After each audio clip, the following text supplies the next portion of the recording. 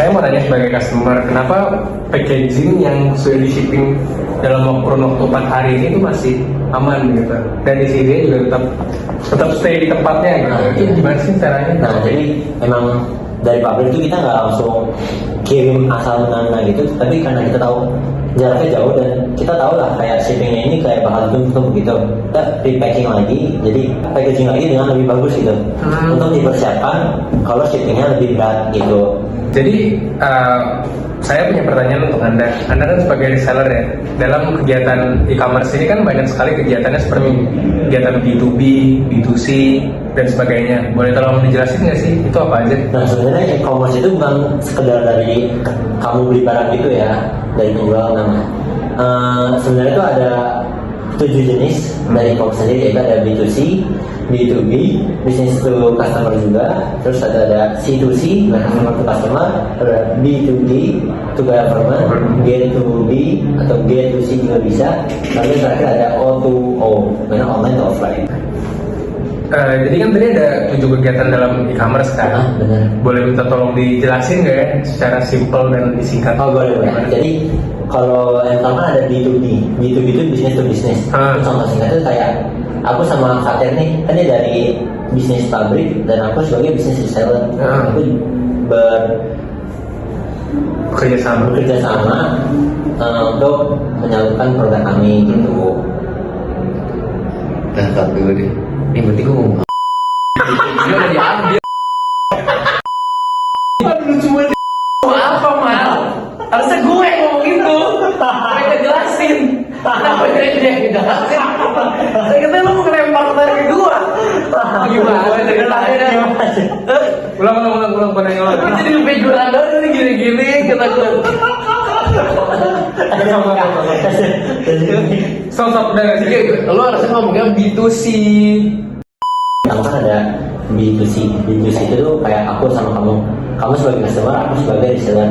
Aku ini di bisnis penjualan barang reseller gitu kan. Nah, itu salah satu contoh B2C.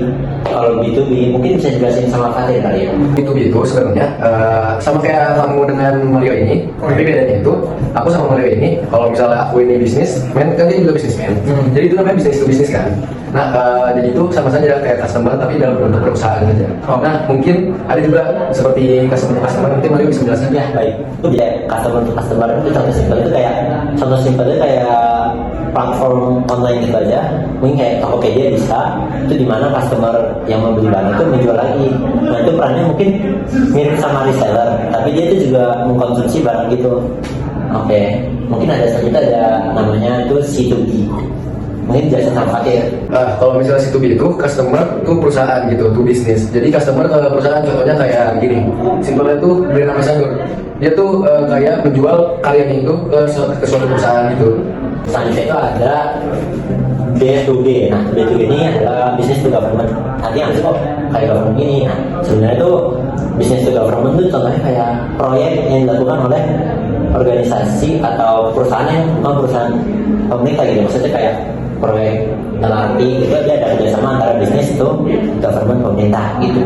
Selanjutnya ada customer to government, jelasin sama Fatir. Nah, kalau misalnya customer to government tuh salah satu contohnya yang gampang itu kayak kita kayak BPJS aja, kayak ke pemerintah gitu. Bayar pajak, Iya, pajak, ya bisa.